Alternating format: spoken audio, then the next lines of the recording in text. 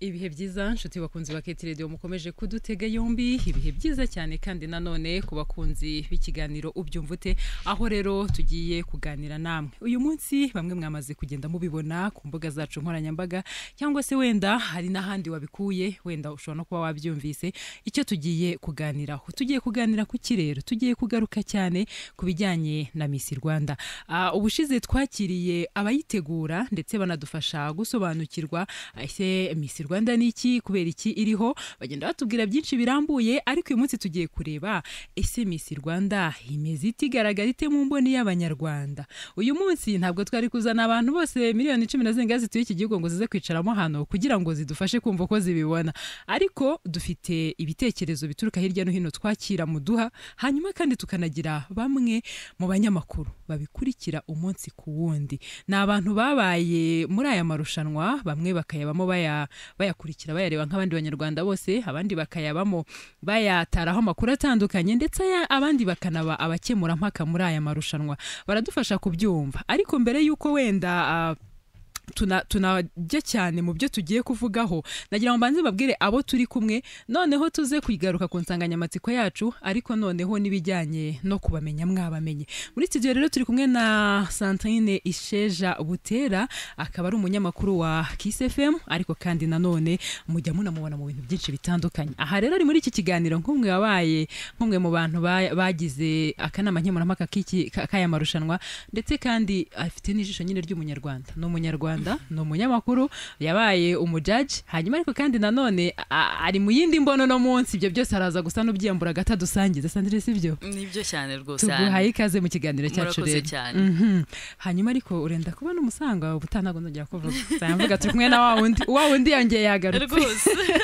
hanyuma rero kandi turi kumwe na Bwana Mike Karangwa nawe yabaye umunyamakuru igihe kirekire n'ubu ntiyabigiye kurengera ngo hari henshi ahura nabyo cyangwa nabo hanyuma ariko kandi nanone akaba nawe yarabaye umwe mu bagize akanama nkemurampaka we noneho yanabayemo imyaka umwaka ugashira akagaruka undi ugashira Mike nawe tuguhaye ikaze muri iki kiganiro aho uri budufashe kubyumva yes urakoze cyane mwakoze kudutumira mutumye nongera kuhura na Sandrine harashize iminsi tudahura na nk'abantu bakoranye ubwo rero nyuma y'aka kantu muraza kugira afite arakaze hanyuma ntabwo ari abo bonyine turi kumwe na Gentil Gedeon umunyamakuru dukorana hano yakoze mu bitangazamakuru bitandukanye ariko by'umwihariko aba mu myidagaduro hanayoboye itsinda ryayo kuri Keti Radio hanyuma na Kigali Today anafite ariko kandi nanone uburyo we wanagiye noneho kwinshuro uganira n'abari bakobwa ureba aho baba ureba uko babaho iri rushanwa rya 2019 noneho wowe uraza kudu experience yo muri bootcamp abajaji nago bakiriyo uraza kutubwira uyu munsi bimeze bite uretse ko n'imyaka yabanje bikurikiraniye hafi Gentil nawe tuguhaye ikaze mu kiganiro cyacu urakoze cyane Anne ndagushimiye Gero ndi Anne Marie niwe mwiza akaba ari giye ugiye gufatanya nyine n'abavandimwe kugira ngo tubashe gusobanukirwa byimbitse twihuse ubushize twakira abayobora Rwanda Inspiration Backup Prince Kid yatubwiye ko cyangwa se Dieudonné yatubwiye ko muri rusange impamvu misibaho anatubwira icyo byinshi bagenderaho ariko kandi anagaruka ku mavu n'amavuko yayo nagerageje kureba ijwi rifite umunota 1 n'amasegonda 40 reka turyumve mbere yuko twinjira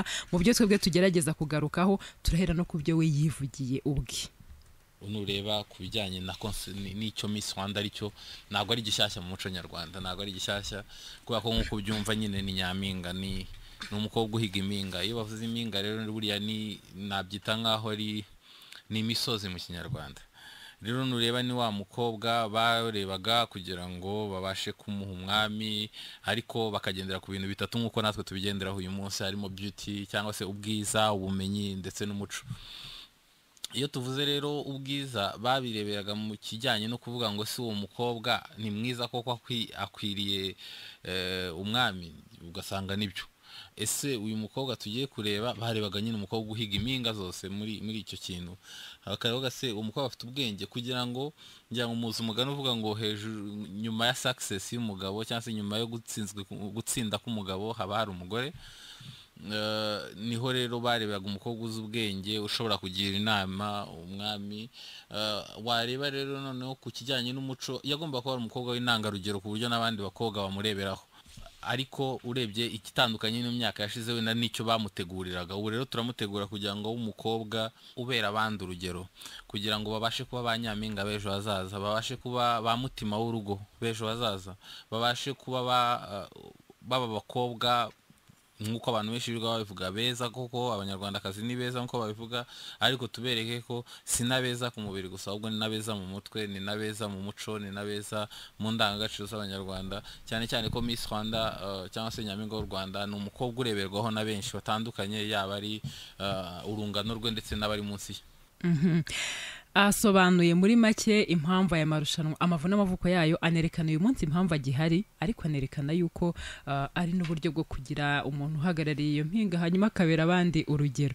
Hanyuma mwebwe mwumvise ibyo avuze, ariko namwe mufite ukuntu mubyumva. Sandrine, ubyumva uti iyo bavuze Miss Rwanda cyangwa se nyampinga?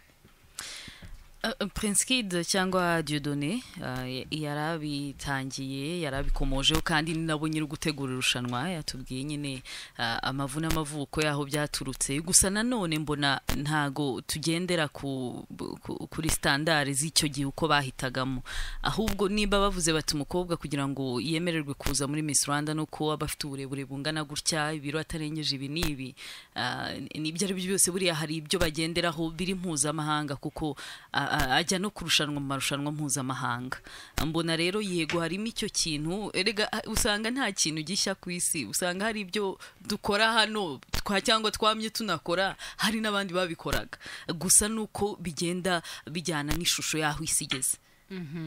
Ati niko abisobanura, ni nako biri, ariko hakiyongeraho nyine n'akandi kantu kamva amahanga kugira ngo nyine binajyane naho isi igeze. Hanyuma Mike, wowe iyo bavuze Miss Rwanda cyangwa se nyampinga, ukanagendera ku byo Dieudonné yavuze, cyangwa ukaba ufite nawe uko ubibona ugendeye no kuziyandi marushanwa yo mu bindi bihugu, uyu munsi uyibona ute, uyivugaho iki? Ntekereza ko abantu bakwiye kumva ibintu bibiri. Hari Miss Rwanda na nyampinga w'u Rwanda, ni ibintu bibiri bitandukanye. Iyo uvuze nyampinga w'u Rwanda hazamo kwibanda cyane kuri bya bindi abanyarwanda bashaka cyane bijyanye n'umuco nyarwanda cyane. Yenda ntekereza ko abantu bashobora kuba barabuze ijambo ry'ikinyarwanda risobanuye neza Miss, kuko Miss duhereye ni umuco wavuye ahandi. Ibintu byatangiye hirya mu 1920 hirya no hino ku isi, biba populaire mu myaka za 1950. Bifite icyo byagenderagaho, bifite n'impamvu byagiye biza. Akenshi byanazamukanye n'inkundura yari ihari yo kurushaho guha abadamu n'abakobwa agaciro, kubakoresha mu kwamamaza. Iyo konotasiyo yaje muri icyo gihe, muri iyo myaka, itandukanye n'uw'abanyarwandaga bitaga nyampinga. Ntekereza ko kuba nyampinga ni wa mukobwa w'imico myiza uguma inyuma mu kuko uramutse ugiye kwibanda kuri nyampinga uko bisobanuye mu kinyarwanda neza, ntabwo wabihuza na Miss Rwanda. Gusa kubera ko nta rindi jambo rihari yenda ry'ikinyarwanda ribisobanuye neza, ntekereza ko ariyo mpamvu abantu bafashe iryo jambo bakaritiza Miss Rwanda. Naho ubundi nk'uko Sandrine yarabivuze, ibigenderwaho biratandukanye. Ku rwego mpuzamahanga harimo bwa burebure, harimo ubundi hari n'ibintu twebwe mu Rwanda tutareba. Ubundi bareba ni abenshi bareba ingano y'igituza, abandi bakareba ingano visage yikwimeze, bakareba amaguru uko areshya, bakareba amaboko uko areshya, kuko akenshi bari abakobwa bakoreshwa mu kwamamaza igicuruzwa. Ikigaragaza ni visage yabo, kubera ko iyo visage baba bamaze kuba populaire cyangwa bagizwe populaire, bagahabwa no kuba abambasaderi b'ikintu runaka, bakoze runaka cyangwa impamvu runaka, kurwanya inzara, amazi meza, gushaka ibintu nk'ibyo. Ariko ugiye mu kinyarwanda rero biratandukanye, hazazamo wa mukobwa utavuga, wigengesera, udasohoka, uguma mu gikari, wa wundi bavuga ngo umukobwa kwa kanaka ni intangarugero. Intangarugero ni uko yabaga adasohoka mu rugo, yabaga atapfa kuvuga uko abonye, yabaga atapfa no gutanga ibitekerezo bye muri sosiyete, kuko iyo umukobwa yavugaga cyane agatanga ibitekerezo byo muri sosiyete babyitaga ni icyanutsi. Urumva niyo mpamvu rero navuze ngo abantu reka tujye tutandukanya neza. Ni nacyo kintu abantu uyu munsi bakonfonda bagashaka gufata bimwe by'umuco nyarwanda bagashaka guhita babitransforma directement kuri standards internationales. Nicyo ngicyo naba mvuzeho muri aka kanya. Aha, Mike arakoze cyane, ati abantu bahuza ibijyanye n'umuco wacu bakanabihuza, ariko kandi n'ibyashyizweho n'ibindi bihugu cyane ko n'umuco wacu utandukanye n'uwaho, ariko kandi bihise bituma nibaza none se ko nyirubwite yavuze ko ni ibintu byamye no mu muco, ariko akavuga ko babigenzaga. Ariko uyu munsi nk'uko mwabivugaga, iyo umuntu abyitegereje abona bisa naho byabaye mixed, bavanze uwo muco wacu ariko bakanongeraho ya ntambuko mva amahanga kwa kundi umuntu avuga nabyo tutari tumenyereye mu muco nyarwanda ku mwari, ariko noneho ibyo byose bigahuzwa. Noneho Jedeo Mike ati abantu basa n'ababikonfonda cyangwa barabyitiranya, ariko se ubona kubyitiranya bituruka ku kintu uko byahujwe, nuko ababiteguye babigennye, niko umuntu abyumva arabyuka akabitekereza uko abishaka. Ubibona ute wowe? Ntekereza yuko Mike arakoze cyane kuvuga ku bijyanye na n'itandukaniro hagati ya Miss na Nyampinga. Ubundi icyo nicyo kibazo hanini dufite, ariko ikindi kibazo dufite ni icyo kuba societe tuba mitamenyereye beauty pageant cyangwa se beauty contest. Nko kuvuga ko tufite abamisi bangahe mu Rwanda, hari n'ahantu ujya ugatinya kuvuga nyine ko mufite 4 gusa cyangwa 5, akibaza mwatangiye ryari. Ahandi mu Burayi hari ibihugu guhera mu 1400 muri za medievale batora abanyampinga. Hari aho ujya ugasanga bafite amarushanwa 20 mu gihugu kimwe yose amaze imyaka erenga 100. Hari aho ujya ugasanga bafite nk'aba Miss World 4 cyangwa 5. Urumva icyo ubwacyo ni ikibazo cyo kuba tutamenyereye beauty contest. Icya kabiri, hari ukuba beauty contest ya mbere yaje mu Rwanda yaje ishaka kumixa ubucuruzi na culture, ibintu simva ngo bidashobora guhura ariko bigoye kubihuza. Kuko ubundi iyo urebye usanga ibintu biri mu muco wacu kubicuruza bisaba kongeraho added values. Izo added value iyo zongeyeho umuco uhita utakaza ikintu kinini kugira kuko ni transformation ukoze. Kandi natanga n'urugero rwa Miss mu Rwanda nyine, buriya Rosalia Gicanda yagiye abaye umugore w'umwami habaye amatora. Mu by'ukuri gutora gutyo yari Nyampinga batoraga, ariko siwe wenyine abamikazi niko batora. Ariko ababaga abagore babandi icyo gihe nta atu y'ubucuruzi yabagirimo, nta atu na nkiya y'ubucuruzi yabagirimo. Ni wa mugore Mike yavugaga, utavuga uguma mu gikari uzi koza ibyanse neza no gucunda ibintu nk'ibyo. Iyo rero ugiye kugira ubucuruzi wongeraho urabi processing nyine, nkuko ufatikira ukakinyuza mu ruganda ugakora ifiriti ukayipakinga. Kugira ngo kibe ubucuruzi kigomba kuba gitandukanye nuko umwimerere w'ubunco warumeze. Nicyo ngicyo numva navuga kubijyanye na ikindi ntakwibagirwa kuvuga nuko nkuko nabivuze amarushanwa y'ubwiza ni mato cyane mu Rwanda. Nanone criteria zigenderwaho kubera ko dufite irushanwa ry'ubwiza, abantu barabikonfonda, biba n'umuntu washyizeho irushanwa ngira ngo nawe yahuye n'ikibazo kubera yuko ten exemple wenda muri Amerika bagiye gutora noir américain, Miss Noir américain, bashyiraho critères zitandukanye na Miss America, bashyiraho critères zitandukanye na International Universities America, biba bitandukanye kandi yose ari amarushanwa y'ubwiza. Noneho kubera ko mu Rwanda beauty contest harari imwe, bishobora kuba impamvu ikomeye ituma twigerekaho ibintu byose dutekereza ku bwiza. Urakoze cyane. Utabantu bafite ukuntu bashobora kubyitiranya, utanga n'impamvu zigenda zibitera hamwe na hamwe. Ariko Sandrine, wabaye muri jiri y'umwaka ushize, wenda na Mike aza kutubwira yabaye mu kanama nkemurampaka kindi myaka yabanje. Nagira ngo uyu munsi use n'uduha ishusho, uretse twe turi hano cyangwa turimo tubivugaho tunagendera kubya tubona abantu bagaragaza, yabitekereza abantu bandika, yabibyo bavuga, ababyitabira byo barabyumva se ibyo bintu byose barabitandukanya, cyangwa nawe araza akazagenda byumva hageze. ni irushanwa ntago ritangiye ejo, rimaze imyaka. Ibyo ari byo byose baryitabira, usanga ari na wa mwana kenshi niyo ukurikiranya usanga banavuga bati rwose yarabikundaga cyane. Ibyo ari byo byose aba yarabikurikiye.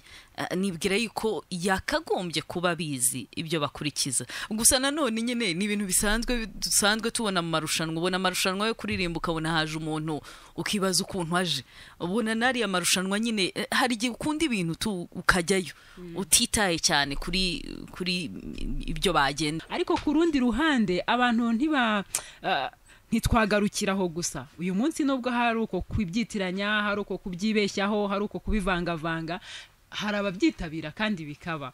Noneho abantu barenga uko kubyitiranya. Ejo nahoze mbona ama message yatambukaga yaba kuri Twitter, yaba ku ma group WhatsApp, yaba n'ahandi kuri Facebook, abantu bavuga batari ko ibi bintu bundi ni ibiki. Ndavuga abantu ko mbona bafite ukuntu babibona, bamwe batari ku bundi bimaze iki, abandi batari ku bundi ibingibi ubundi uretse ku bintu by'inzaduka n'ubukoroni byaje bite. Abantu kabona bafite ukuntu babivuga ariko basa naho batabishimye. Nkibaza nuko batabyumva, bikanahura ariko n'ama link banazanaga cyangwa izindi nkuru zakozwe ahandi bakavuga bati ahangaha ni muri Ethiopia, reba Misiri yo, ahangaha ni muri Eritrea, reba. Ukabona abantu barabikurura bakaza bikarenga bwa bwiza ya myidagaduro, bikaza byabaye none ibintu bimeze nka hari politike, bimeze nkaho byabaye n'ibintu byinshi. None nkavuga nti hano mu Rwanda iyo murebye ukuntu birimo kugenda binafata isura, si no mu Rwanda gusa ariko ntanze n'ingero z'ibindi bihugu, kubera yuko hari uburyo abantu babikoramo cyangwa babihuza cyangwa babivuga. Kavuga ejo hari abantu bari bafashe terme ngo ni revolution africaine ngo kuri Miss, ngo nabwo ngo barimo kumva ibyo ari byo, ngo niba ngo uyu munsi abantu bajya mu marushanwa ngo ukabona wenda kana umuntu abaye Miss, bagatanga ingero za Ethiopia ko dusanzwe tubaza abantu bakobwa, kubona umuntu tunguranya araje abaye nyampinga bikagucanga. Ariko noneho nagira ngo tugaruke natubwire abantu babibamo, birakorwa biratambuka, ariko ku rundi ruhande ntabwo wenda n'ababitegura batabisobanura ku buryo bwimbitse. Ahari wenda bikaba impamvu ituma abantu batabisobanukirwa, cyangwa se babyitabira nabo bakabizamo ariko batazi n'ibyo jimo turaje tunareba uko babigenza na mbere bahageze. Ibyo bintu nagira ngo mbivuze byinshi kugira ngo duse n'ababihuza turebe mu Rwanda se turitaruye iyo revolution africaine. Abantu bavuga nta bushakashatsi bayikoreye, ariko bavuga ko revolution africaine kuri ba nyampinga bijyanye n'abantu bagenda batorwa, n'ubwo wenda batorwa ari bo banyine babujuje ibyasabwaga icyo gihe. Ubisobanura gute cyangwa ubivuze ute? Ikintu cya mbere nzi nuko udashobora kunezeza abantu bose, waba marayika waba dayimoni, hari uruhande rumwe rutazishima. Uko byagenda kose ntabwo ushobora kunezeza abantu bose. Mu kanya twabikomojeho, iri rushanwa riracyari ritoya hano, rimaze ntago tugomba kurigeranya n'irimaze imyaka n'imyaniko, imyaka irenga 100 riba ahantu. Ibintu byose abantu bagenda biga, bakosora, banonosora, bagenda babigira byiza kurushaho, urumva. Ubwo rero ntago tugomba kwita twumva yuko bigomba kuba bitunganye 100% ibintu byose biri ku murongo. Ese abaritegura ni bande? Bafitemo ubumenyi bungana iki? Ese bafitemo ubuhuguke bungana gute ku buryo bigenda neza? Bafitemo ubushobozi bungana gute ku buryo bigenda neza? Ibyo byose ni ibintu tugomba gutekereza. Hanyuma iyo abantu bavuze bati rwose, nahoze mbona hari abantu bavuga bati uya Miss rwose Miss tugomba kwitorera twebwe nk'abanyarwanda. Buri rushanwa rigira amategeko n'amabwiriza, rigira uburyo ibintu bikorwa. N'amatora y'umukuru w'igihugu twakoze referendum dusaba yuko itegeko nshinga rihinduka, tujya gutora. Kuki se tubavuze tuti twabisabye, buriya bigaragaza yuko twabyemeye. Ntago ndi kugereranya ibyo bintu, nta hantu bihuriye mu buremere, ariko icyo ndi kuvuga nuko hari inzira ibintu bigomba gucamo kugira ngo bikorwe. Hari amategeko, hari amabwiriza bintu bigomba gucamo. Ku ruhande rumwe ushobora kuvuga uti ano marushanwa ya Miss agendera kuri standard mpuzamahanga zitari iz'inyarwanda, umuntu agomba kubareshya cyangwa cyagize gute, ntago ari ibinyarwanda. Twagendeye kuri standard mpuzamahanga, ariko se turashaka kumutora tumwigumanire hano iwacu? Erega Miss nawe iyo tumutoye akajya no muri ariya marushanwa mpuzamahanga, ubu se ko twashoye amafaranga muri Visit Rwanda kugira ngo nyine abantu batumenye bazi, niyo nawe agiye hari abamenye u Rwanda kubera we, bakaza baje biduteza imbere, bazana ayo mafaranga tugatera imbere, batanga ko kazi. Iri rushanwa rya Miss naryo ubwaryo ntago ari Dieudonné twumvise wenyine umuntu umwe uritegura, aba yatanze akazi ku rubyiruko ruri ahangaha rudafite akazi. Ni ikintu rero abantu iyo bari kuvuga bati uya ubundi ntacyo bimaze, no, reka twe gutwarwa n'amarangamutima gusa, ahubwo turebe tutitse ni gute twabinoza kurushaho, kuko ntacyo bimaze. Bari abana bari kubona akazi bakora amafaranga buri munsi, ntacyo bibamariye. arakoze cyane Sandrine nanyibukije ejo hari groupe zari zirimo ziyibiganiraho zibijyaho impaka umuntu urumva hari igihe ubura ahantu ari kukurikiye cyane ko nanzi ko mfite ikiganiro ntegereje kumva ibyo abantu bavuga bata ariko ane kuri mutwumva gusa wowe urabivugaho iki igihe wahereye utwumva abantu barandika ugakopiya munsi ukongera ugashyiraho ibibazo ugakopiya wowe nta gisubizo utanga ntabwo nashubije naribajije ese ubundi ku mugani nkwiye kugira icyo mvuga kuri ibi bintu kubera atari uko nateguraga ikiganiro ariko hari igihe umuntu yicara akavuga ngo ese wubatse inzu ushobora guhitamo kubaka etaje ushobora guhitamo kubaka bingaro ushobora guhitamo kubaka kadasitire ushobora guhitamo kubaka kutubaka inzu nkavuga ngo ke hano hantu sinzahagira nzakora jardin njakanye ndara mu ihema nka ryandi rya picnic sibyo ibyo byose ni ibyo umuntu ahitamo bitewe n'ibyo washaka mpita ntekereza ntari ku bundi rirushanwa uyu nubwo ryitwa Miss Rwanda abantu banabyitiranya ko nubwo ari Miss Rwanda hajyamo imisoro yacu amafaranga yacu apfa ubusa uzi umuntu atanye kwate aya mafaranga apfa ubusa no ndavuga ese iri rushanwa umuntu wateguye iri rushanwa yaricaye akoresha ubwenge bwe ategura umushinga arawiga awuha umurongo ntabwo ari hano ubushize yatubwiye ati ntabwo nanze ko mvugurura cyangwa ko mpindura ariko ibyo nkora nyine nuko nareshyaga uko mugenda mu bitekerezo nzagenda n'ubundi uko ryatangiye siko uyu munsi rikimeze icyo gihe nese nibaza ese uyu munsi umuntu uvuga ngo ibi bintu ntabwo bikwiriye uko bikorwa sibyo ni bibi ntacyo bimaze hari umuntu urakubaza ngo iriya nzu yawe uyikoresha iki kuki utarara mu gikoni cyangwa muri salo ukajya kurara muri iki cyumba kuki ibyo noneho ariko mpita mvuga ntariko ibyo ari byo ubwo nibazo nibazaga mu mutima soza ngira ntejo nzabaza bano bantu ibyo bintu koko ni iby'umuntu ku giti cye ariko impamvu n'abantu babivuga nuko ababyitabira n'abana b'u Rwanda n'abana b'u Rwanda uyu munsi mba nifitiye umukobwa wanjye akambwira ati ndi mwiza mama wa ndetse nkagenda rimwe ukemera abandi baturamenye biriya bintu ntabwo ari iby'i Rwanda ibyo byose rero mbivuze kugira ngo mbabaze mwebwe iyo murebye abantu bibaza ibyo bibazo ari byo Sandrine yakomeje avuga ati abantu bakwiye gushima ibikorwa wenda bakagira ibyo basaba kongeramo abandi bati mwebwe mubivugaho iki Mike nk'umuntu wanabaye no mu kanama nkemurampaka ukagenda utoranya n'abo bana b'u Rwanda baryitabiraga buriya rero reka ngusangiza akantu gato ibi bintu bibayemo kuva 2007 by'umwihariko 2017 nakoze formation y'amezi 3 ku bintu bijyanye na beauty pageant umwarimu kaze muri Philippines utwigishaga online yatubwiye ikintu kimwe ni ikintu gisanzwe kizwi n'abantu benshi ku isi yaravuze ngo ni nka cya kindi avuga ngo kubijyanye n'amabara n'ibiki ntabwo ukwiye kudiskita ku kintu kijyanye n'icyo umuntu akunda ntabwo ukwiye kudiskita ubwo icyo ukunda n'icyo ukunda n'icyo nkunda n'icyo nkunda arongera aravuga ati rero muri aya marushanwa ajyanye n'ibintu bya beauty pageant mwebwe mushaka kubikora no kubigiramo kariyeri ibintu mukwiye kumenya ni ibintu bibiri by'ingenzi cyambere mwibagirwa amarangamutima yanyu icya kabiri mushyira imbere gucuruza image y'uwo muntu no kuvuga ngo abantu babanze bibuke Miss Rwanda Miss Beauty Pageants aya marushanwa y'ubwiza bamaze iki icyo ni nacyo kibazo nicyo nawe wabaze ngo amaze iki reka nkubwire rero icyamaze uyu munsi iyo biba ntacyo bimaze ntabwo igihugu cyose kiba cyacitse ururondogoro iyo biba ntacyo bimaze twari kuba tuvuga ati ubundi se bimaze iki ariko uyu munsi ntekereza ko nawe aho uri mu rugo rwawe utashye muba muri kudisikita mutari kudisikita kuri Josiane muri kudisikita ku wundi siko bimeze se ko niko kuri guhari rero ibintu bibiri niba ushaka gusobanukirwa neza ibijyanye n'amarushanwa y'ubwiza banza ushyire santima zawe ku ruhande niba ukunda uteye nk'igitunguru ufite amatama nk'ay'urunyanya cyangwa ufite umubiri nk'uwabikira Mariya banza ubyigize ku ruhande umenye yuko iyo bagiye gutora Miss hazamo kriteri nyinshi cyane uwo muntu ufite ikibuno kinini cyangwa nk'icya Nicki Minaj ashobora kuba atari elegant voilà uko agaragara yes uko agaragara ikimero cye afite ibyo ariko ntafite ibindi ashobora kuba ahagarara nabi muri mwiriregeza ashobora kuba adatambuka neza ari elegant ariko agatambuka nabi ashobora kuba ni mwiza yujuje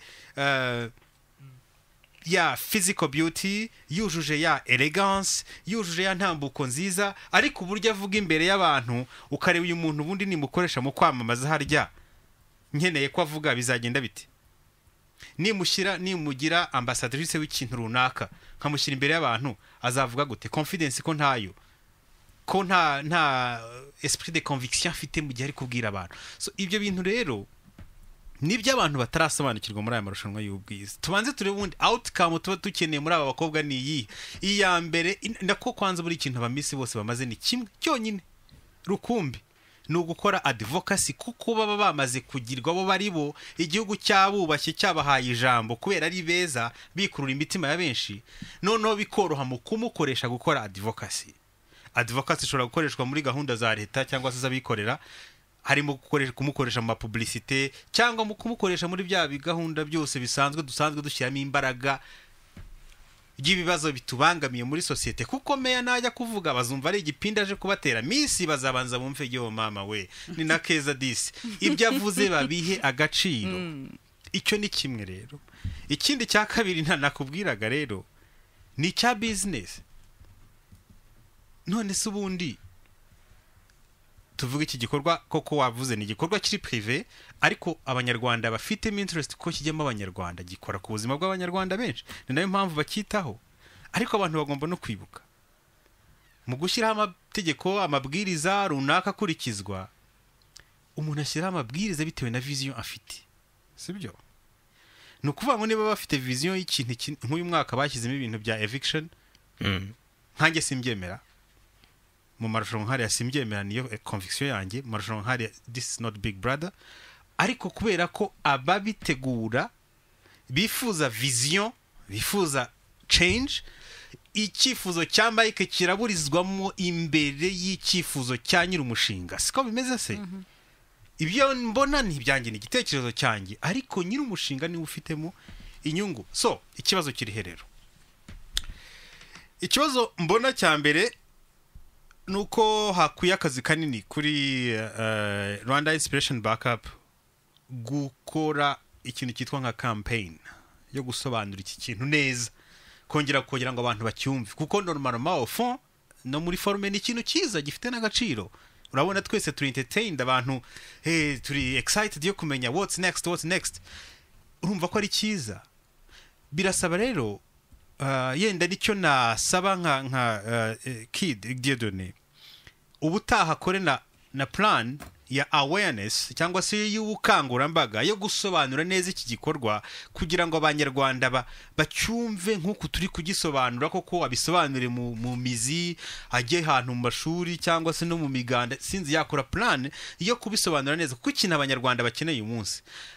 Irushanwa bararizi, ariko baracyafite amakuru adasobanutse bitewe nuko babyitiranya na wa muco. Nahoze mbona abantu ejondi bashyize ifoto hanze y'abakobwa bicaye bose bageretse akaguru ku kandi, umwe atakageretseho ngo rega umwari w'umunyarwanda agira uko yicara, ngo dururi ubavuga ko utageretse akaguru ku kandi ari we the best. Ariko se nyamara none se undi umukobwa niba yicaye yageretse akaguru kandi akumva ari comfortable, kubera iki se wabimuhanirira? So icyo kintu rero numva mu gihe gitaha bakora plan yo gukora gahunda, bagasobanura neza iki kintu kugira ngo abanyarwanda, nicyo kintu nabanenga, bashyira imbaraga mu gushaka sponsor, mu korganiza cyane n'ibihembo by'abakobwa, ariko ubona nyine abanyarwanda bamenya misi gibaye. Urakoze cyane. Hanyuma noneho Mike aduhaye ibisobanuro bisa n'ibirambuye ku bintu abantu benshi bibaza nk'umuntu bifitemo uburambe cyangwa se ubimazemo igihe. Ariko noneho Jedeo, hari ikintu Sandrine yageze kuvuga ati habaho, nawe wabikomojeho uti habaho critère cyangwa se ibintu bigenderwaho. Ese umuntu uyu munsi uba nyampinga, bimwe mwigezemo no kuvuga handi babimeze gutya bimeze bitya, ariko uyu munsi hano hakagira ibyo bagenderaho. Abantu benshi bakunda no kwibaza bati kuki byitwa Miss Rwanda, si kuki batabiha irindi zina?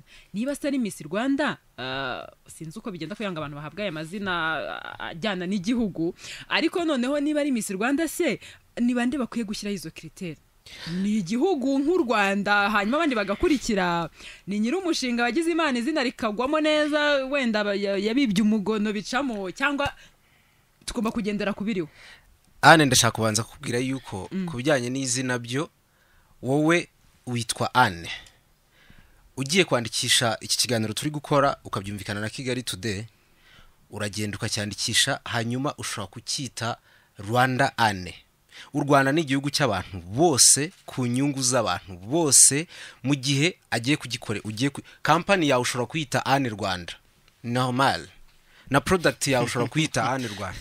ahubwo singuce mu ijambo kuki umuntu yita uruganda rwe Torirwa ntibibe ikibazo twakwita brand Miss Rwanda bikaba ikibazo. Ni ukuvuga ngo ahangaha ni nacyo kibazo gihari, abantu bumva ko kuba hariho iyo prefix ya Rwanda bihita bihura byanze bikunze na gouvernement cyangwa na brand y'igihugu. Siko bimeze. Uriya ni umushinga n'ikimenyimenyi. Rwanda Inspiration Backup ni company iri privé yishyura imisoro nk'uko umuntu ukora ibibiri itabikora.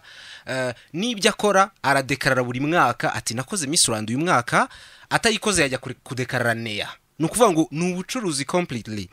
Ikindi ni uko ku bijyanye n'imiterere y'irushanwa ubwaryo hari ibyo Mike avuze gatoya ngira ngo nongera kandi kantu. Hari umuzerwa wajya gutwigisha ajyaga avuga ngo vous les filles qu'est-ce que Dieu a mis en vous.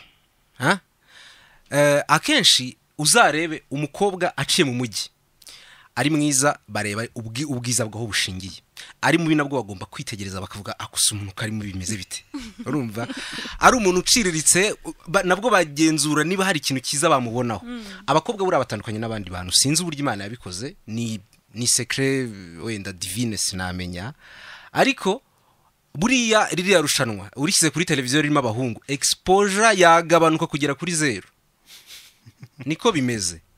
Kubera iki? Kubera ko Imana nyine ifite ukuntu yaremye igitsina gore ku buryo igiha igikundiro cyo kurebwa cyane, gukura attention y'abantu, kwitabwaho, kugira gute. We na Sandrine muri kubyumva cyane. Ahubwo nibo ahubwo ntekereza yuko atari uko Imana yaturemye, ahubwo nibyo societe yadutoje yuko umukobwa agomba kumera gutya. Anyway, okay, niba ari ko bimeze, ariko ibyo mvuga ni ukuri. Umukobwa agomba kurebwa ahantu aciye hose, na wa undi wowe mugenzi wabona katareba. Umuhungu aba aramureba agashakishamo ikintu kiza yabonamo byibura gitoya. Iyo ni impamvu imwe ituma bino bintu bigibwa impaka cyane.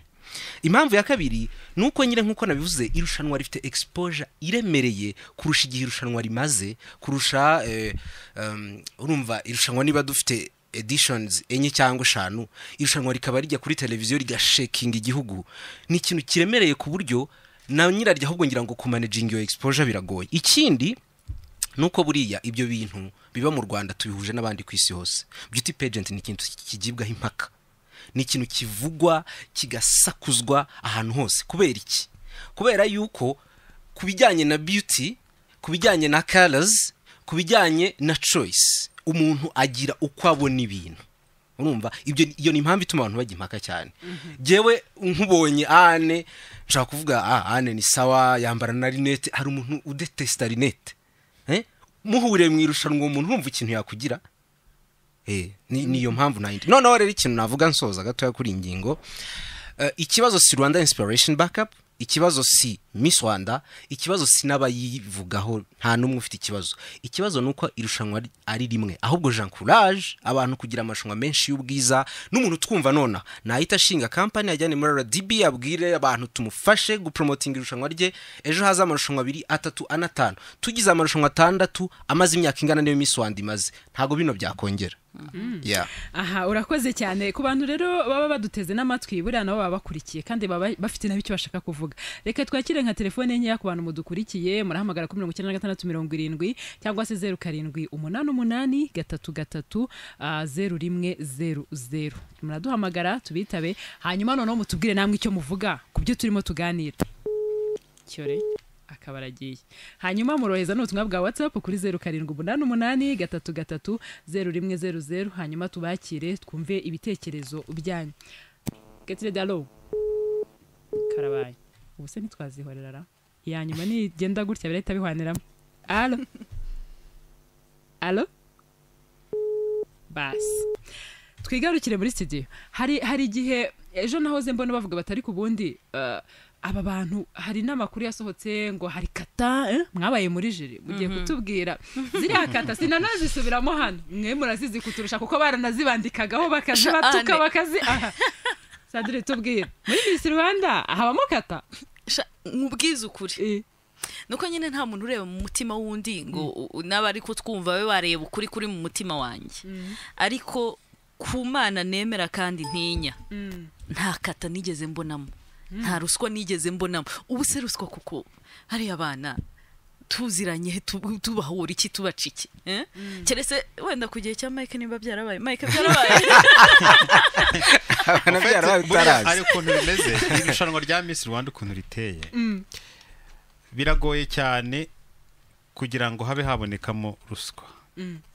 impamvu uburyo abakobwa baba selected baza baturutse imihanda yose nta nuba bazi ikindi aba judges uburyo bagenda bajyamo kenshi abenshi banahurira kuri pano uwo munsi rwose sibyo ikindi burya biragoye kugira ngo abantu 5-6 bumvikane ku bintu ikindi cyanyuma nakambariza abantu impungenge neza Sandrine nayongeraho burya abakobwa hari uburenganzira bwabo batajya bamenya umukobwa nuko ntarumva yenda warekaramye ko yibwe ariko burya guhera mu ntara hari amafomu abagenda yuzuzwa ushobora kugenda ukaka fomu ukavangewe naviriyemo ahangaha ntago mbyemera ni mumpe amanota aba judges bampaye uko yaragiye akurikiranye amanota uragenda ukayabona ukareba n'ukuntu bateranyije byose barabiguha hari akantu Mike yarakomoje yuko abagize akanama nkemurampaka bataba baziranye ntago muziranye wowe baba barakubwiye ukwawe n'undi bakamubwira ukwe mugahuriraho ikindi nanone ntago ubuzi niba uzakomeza kuri etape ikurikira urabona hari amajonjora mu ntara byarangira hakaba ya preselection ikunda kubera nk'igikondo hakaba na finale ntago ubuzi niba uzakomeza muri ya preselection ngo ube judge nirangiye ntago ubuzi yuko uzaba kuri finale ni ibintu bakubwira usinya kontra y'irushanwa usinya niba ari ya bya bindi byo mu ntara aho ngaho ubizi yuko uzaba umujudge cyangwa ugize akanama nkemurampaka mu ntara preselection ntago ububizi nabwo haba yandi masezerano niyo wajyamo ujya kubona ukabona mwari 3 mu ntara umwe akavamo mukajyamo muri 2 bakaza abandi 3 bashyashya ubwo mukamubaye 5 finali mukajyamo muri nka 2 hakaza abandi nanone 3 bashyashya cyangwa 4 umutari muzi usanga akenshi ariko ikintu kibitera kiriya ni cya kindi twagiye tugarukaho ngewe Mike kuko nkunda umukobwa w'inzobe cyangwa ari mushiki wanjye cyangwa mubyara wanjye ndumva ari ugomba gutambuka hanyuma undi nakundi w'igikara ikindi nanone ane kugira ngo ujye muri ririya rushanwa niba hari irushanwa ryo kuririmba kugira ngo urijyemo nukuzi kuririmba niba hari irushanwa ry'ubwiza kugira ngo haguruke iwanyu uvuga uti ndagiye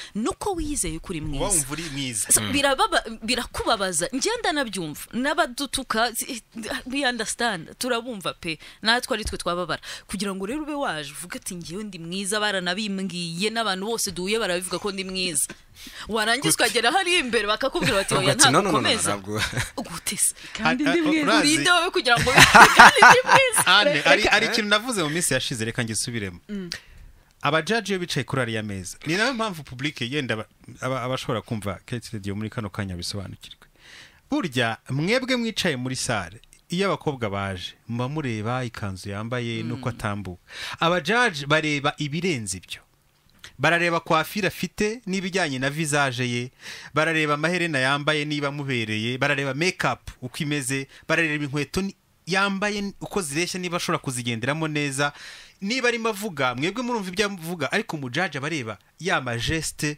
umukobwa arimo akora kuko nibyo byerekana self confidence ntabwo iri mu byo ndi kuvuga no hari uburyo control public ubwira abantu uri pose geste urimo ukora kumwenyura kubwira abantu uri friendly ibyo ngibyo abandi bantu ntibabireba rero aba judges n'utwo tuntu baba bagenda bareba kuko abakobwa benshi burya bari beza bose babaje hari kuko Sandrine nabivuze ariko twa detaye dutoya ujya kubona ukabona nk'umukobwa aje imbere ya jury par exemple ahagaze asobekeranyije amaguru ariko kinyashkrete cyangwa aje ari kandi agasubiza neza yewe cyane rwose n'icyongereza kinyomoye pe ariko yahagaze yasobekeranyije amaguru mu kuvuga, arimo aravuga yimaringa, areba hirya areba hino, arimo arashaka amafoto, ntabwo ari kubwira abari kumubaza ibibazo. Ubundi ukabona ku mugani yajasha nk'uhekenya shikarete, cyangwa no mu kuvuga hari abakobwa batagira n'ikinyabupfura, musore tusaye, so nahuye nabo inshuro nyinshi beza kandi tukanabavanamo ari beza we cyane, ariko mu kuvuga ukumva rwose ni nko kuvuga mumbare mwantindiye mureke ntambuke n'ubundi ndi mwiza. ikindi kintu nakongeraho gatoya, uracyongeranaho n'ikibazo ngiye kukubaza. Abantu akenshi ibi bintu byagiye bivugwa n'abantu, sinavuga wenda ko ari abanyamakuru, kuko je hari murambabarira nitujya kuri iki kintu wenda nshaka kuvuga ibindi bikahindura ikiganiro, ariko reka bino mbembiretse. Hari abantu babivugaga bakoresha imbuga zitandukanye zishobora gutuma bitwa ko ari abanyamakuru, cyangwa se hakaba harimo n'abanyamakuru banavugwamo, cyane cyane mwebwe muba mu myidagaduro, bati buriya mukobwa kugira ngo atambuke yaryamanye na Jede inshuro 10, aryamana na Mike inshuro 30. Ikimenyimenyi ugasanga abantu baravuze bitaraba, n'ikimenyimenyi yazaba muri batatu. Jede ibyo bintu uracukumbura ndakuzi kandi ntumwamwanya. Nta ibyo byose wenda bana bafite ukuntu bagiranye amasezerano rimwe na rimwe na Rwanda Special Backup, bakizigama bati ntamenye ubutaha tuzajya. Nawe ushobora kuzajyamo, ntabwo tuza ku munsi turabizi ko utarimo. Noneho tubwire ko ari bagenzi bawe bamwe babivugaga, cyangwa se niba atari na bagenzi bawe b'abanyamakuru, bagenzi bawe b'abasore babaga bafite ukuntu babibonye, wasanga nabo babaga baba nuko. Ngatubwire wowe ubivugaho iki ibyo bintu ra? Hari icyo nashaka kubanza kongeraho cya gihe, nuko buriya ntabwo giye nigeze mba mu bajaji, si nakurikiye irushanwa, cyo koze nararikurikiye deep. Niyo mpamvu wicaye. Buriya iyo batoranya abajaji badasa, kuvuga gusa pani sura, no kuvuga ngo niba batoranyije Mike, nta wundi muntu ufite expertise muri communication wundi bashyiramo. Ubwo Mike ashinzwe kureba wenda uko abantu bakommunicatinga, nibazana Sandrine ari afite expertise muri communication, bashaka kuba bazi yuko azi no kugenda cyangwa kwambara cyangwa makeup. Noneho urumva Mike nibigera kubijyanye n'imyenda na makeup, hari uburyo ari bwireserve kubera ko ntago afite iyo expertise. Nuko nguko niyo mpamvu bigoye ko kuba abajaji nka batanu bahuje amanota, ni umwitozo nyine udasanzwe ku bajaji. None ibyo warumbajije rero, buriya ikintu bita social media cyatumye abantu bose baba expert, hari n'abarenze ibyo baba abajeni cyane, inzobere impuguke zitabaho kubera social media. Kandi buriya hari abantu bakurikirwa ku mbuga nkoranyambaga batari na credible, ibintu bavuga bitanajyanye, ariko kubera ko bari fluent kuri social media, barupdatinga cyane, bashyira ibintu byinshi, bikarangira society bakurikiye. Uwo muntu rero uburoza jugunye kuri social media bufatwa nk'ukuri, kubera ko uwabuvuze ni umuntu ukurikirwa cyane. Ikindi, buri umunyamakuru ukurikira irushanwa rya Miss Rwanda ni umufigira. Icyo akora ni ukujya kuri field akaripotinga agataha. Nta hantu uhurira n'uriya mukobwa, ntimujyana mu modoka, ntimugarukana, nta kintu kimwe muhurira, ntubuzi wabo. Cyakoza wenda ushatse gukora contact personnel, ubwo ibyo sinzi niba byakwitirwa umunyamakuru wakoze contact personal. Ariko unongeraho nakandi, dore ko dufite n'iminota mike, unongeraho nakandi ko kuba ngo hari n'uburyo mukora, ugasanga umuntu umwe bamufotoye, umuntu umwe niwe baye wamuhaye titre y'inkuru, gasobanura muzi imishinga, sobanukirwa na umushinga. Ibyo byo bijyanye n'ihame ry'itangazamakuru, nawe ushobora kuba warize. Media ijya ahantu hari amakuru, niko bimeze. Something new, that's where the media go. Niba nari ngiye gutanga urugero rw'umwe mu bakobwa, ariko reka mwihorere. Niba reka ndureke urugero, kundi utaruvuga twese twaba twaruvuga. Anyway, no kuvuga reka nanga urugero muri mu muziki.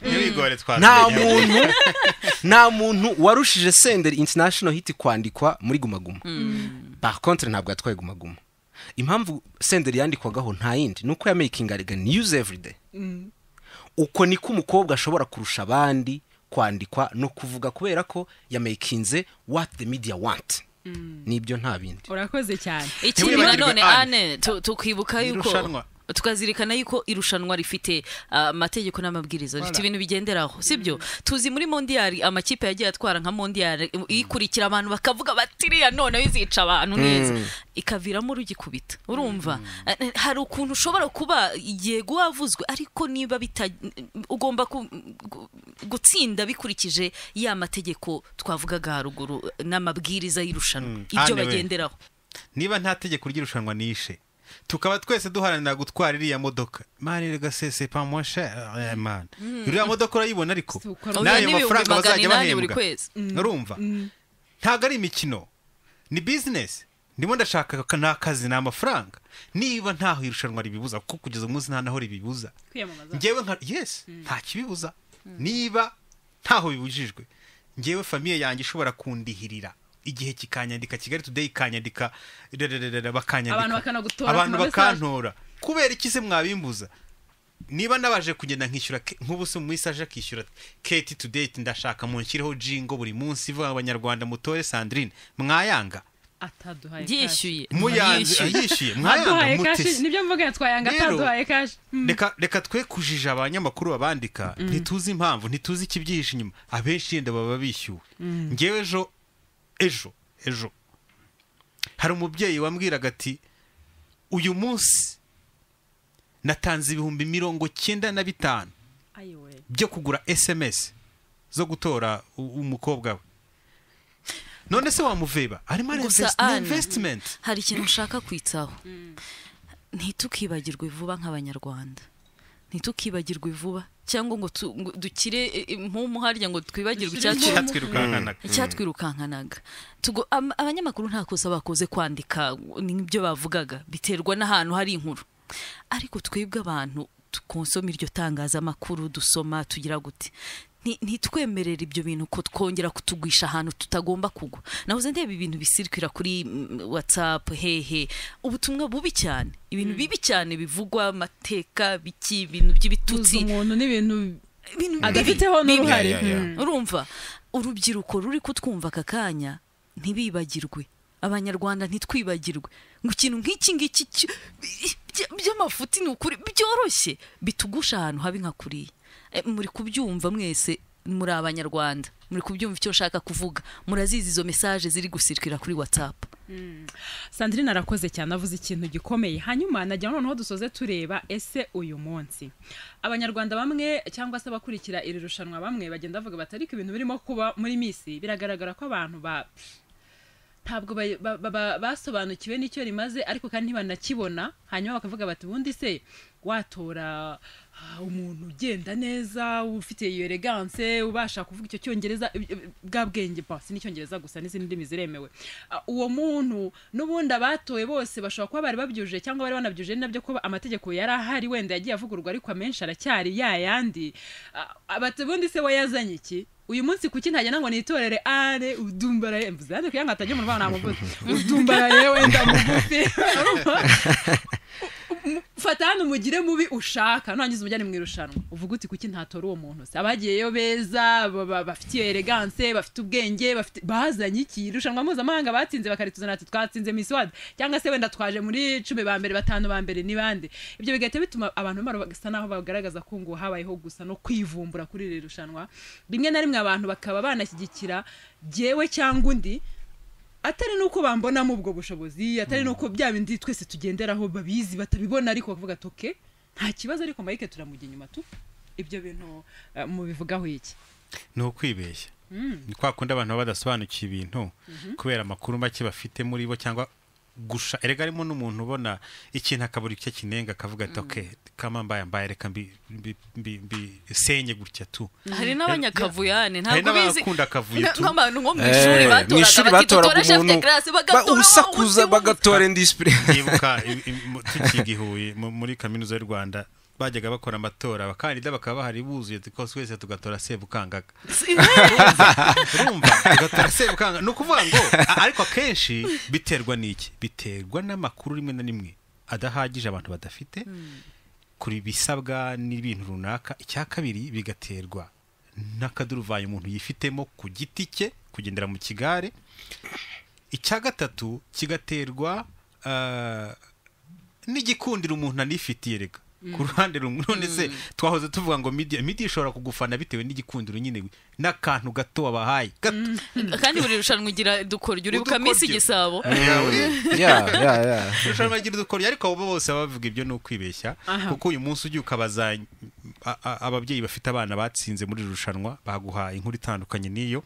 Ikindi bavuga ko ntacyo bamaze tugende tureba amafaranga ya mabanki agenda bashyiraho bakajya gukora za campaign hirya no hino yego barabyishyurirwa ariko birabafasha bagiye batanga za mituwele n'ibindi byinshi. Mike urakoze cyane noneho dusoza buri muntu arambwira umuntu ari inyuma muri aya marushanwa. Jade uri inyuma yandi? Je rero ntago mfana umuntu n'umwe. Never ntago mfana umuntu n'umwe. Doke nta muntu uri inyuma ahubwo genda inyuma y'irushanwa. Ni ukuvuga ngo jewe ndi inyuma y'irushanwa nabwo mu bundi buryo. Ndifuza ko beauty pageant mu Rwanda igira ahantu iva ikagira naho igera. Mbese nkaba inyuma ya change ya beauty contest mu Rwanda byaba ngombwa nkaba nabigiramo nanabisponsoriza giye rwose bishobotse kuko Alleluia cyo neza ko Prince cyandika bishobotse niwe yongeho akantu ngo bishobotse ariko yagize bishobotse bishobotse gushaka no gushobora Jide. Amen kabisa. Hanyuma noneho Sandrine uri nyuma yandi? Ane nkubwiza ukuri rero iri rushanwa hari abantu bagiye bagarukwaho cyane ku buryo tutanamenye n'abandi cyane rwose. rwose Kubwiza ukuri pe singwishushanyo hari n'abandi ntazi barimo kubera bamwe twagiye tubona cyane. Ubwo rero nge nk'umubyeyi yana itanibaza ari umwana wanjye urimo nkabona nta muntu n'umwe uri mwitayo nta n'umushaka kumureba nta n'uri kumuvuga fura yawe ari umuhungu nakumva ameze urumva buri mukobwa wese urimo hariya nkubwiza ukuri ndamushyigikiye no kuba yaragiyemo hariya n'ubutwari sibyo. Mfite n'amatsiko cyane kuko uko byagenda kose kuri finale izavugwa uzatorwa wese bizaba ari surprise urumva. So ntago mfite uwo nshyigikiye ndategereje mfite amatsiko. Ane rero ni umufilozofe icyo ashaka kubaza nakimenye reka njye ngusubize rero mu buryo washaka kumenya kandi nyihanganire ndamuvugaho. Umukobwa witwa Josiane Mwiseneza ni superstar w'irushanwa niwe mu cyane reka nkubwire rero reka nkubwire kuri bose muri rusange ko irushanwa ndarikurikira kuko nko muri irushanwa harimo abakobwa nka 5 banyuze imbere ndabaganiriza baje kunsaba inama. Nagize amahirwe baracyakomeza ko narabafashije. Josiane we rero ndamushyigikiye kubera sinshaka ko aba Miss ibyo niba uzabyiha natsinda ariko ndamushyigikiye kubera endurance yagize kuko yatumye amateka y'irushanwa ahinduka. Turashaka Miss Rwanda itabere Kigali gusa ijye no mu ntara ubutatu yumvira Rubavu tuyumve Kibuye tuyumve Cyangugu ariko jyayo Mike. No ndavuga the main event. Uravuga crown. Main event. Final. Bizatuma abantu barushaho kumva ko Sandrine ko nabambikwa makamba yamamariza mu Burengerazuba ariko atuye nk'Inyamirambo. Voilà. Icyo nshaka. None se ni kosa rya kuba yarimutse. Nta kosa ririmo. Ahubwo ni ryari twabona nk'umuntu wenda utaha nk'inyamasheke agatana ikambe nyamasheke. Miss Rwanda ifunguriye abantu bose nta umubuze. Nicyo navuze rero nshigikiyemo Josiane. Nicyo navuze nshigikiyemo Josiane kuko abakobwa ntawogeza babuza baratinyaga. Ubu rero yeretse ko n'abakobwa mwebwe mwitinya muri mu byaro hirya iyo ngiyo zakanyarira Miss Rwanda ibareba ahubwo kanyarira bitangaza by'Imana nakore igishyashya ubutaha tugende n'ahandi aho hose zanyabasheke mu mijyi minini y'u Rwanda. Ariko tubisubiremo gato ya Mike ushyigikiye ko aba Miss inde Josiane n'aba Miss nta kintu bintwaye kuko azaba yabikoreye ariko Miss Populaire ryarifite oya ushyigikiye iki ni kugira ngo kuko nzi ko hari abantu bumva nabi hari abantu bari kumva radio buri yayisaga simbukira ngo yagiye Mike ashyigikiye oya niyo tayitoye mu gitondo reka ngusobanurire neza ntabwo nshyigikiye ko Josiane aba Miss kuko Josiane kuba Miss azabikorera ariko kuba Miss Populaire byo byararangiye kabisa mwese murakoze cyane reka mbashimire nukuri mwakoze kwigwa mu mwanya wanyu mukaza kubana natwe tukaganira nanjye hari amatsiko mumaze kubyo ntarinzi ariko kandi nanone bikanagaragara yuko nyine abantu bafite icyo bumva bashobora kuba hari ibyo bakuyemo hanyuma n'abandi batabyumva ni uburenganzira bwanyu babishinzwe bazabitegure bazabegere babasobanurire mu byumve cyangwa namwe mutegura ibyanyu bibanogeye aha bibanogeye mushyira amafaranga yanyu kwanza amarushanwa ergabaye meza burana ibyo byamara ibintu byose twirwa tuvuga abaye menshi ntateguye amarushanwa ya Miss Munini Big Mamas ahubwo nzamuza hari iryo gisabo yateguye ubushize la fairing ariko iryo nari kuzarijyamo none nari vuye iryo ryari ine ry'abanini reka dushimire cyane rero abantu badukurikiye abaduhaye ibitekerezo mu buryo butandukanye mwese mwakoze genza fana ku munsi wa nyuma baranzi fana ku munsi wa nyuma urumva polisi yo muri film fana handi mitenge kuri social media abantu ibintu byose batavuze nkabirangiza muzankurikira umunsi wa nyuma gatanu uzashyira hanze urutonde rw'abakobwa mbona bafite amahirwe nzarushyira hanze maze kubona babirigi maze kubona babiri ariko ikibazo ntabwo nzikiri mu mutwe mfite ubwoba reka mbashimire cyane rero ahasigaye ibyo mbutera akagaro kagenda Ryan Marie niwe mwiza nshimire Gentil Gedewo mugenzi wacu dukorana hano yemeye kuza kubana natwe abayiniriwe hano wakoze cyane Gentil merci aussi hanyuma nshimire Sandrine nawe mwakoze cyane yani mwakoze Keti Radio cyane hanyuma nshimire rero na Mike akazi yagakomereje ahangaha ari kaduha n'ibitekerezo mwese mwagize neza asigaye mukomeze kugira byiza no kunogerwa na gahunda Keti Radio bateguriye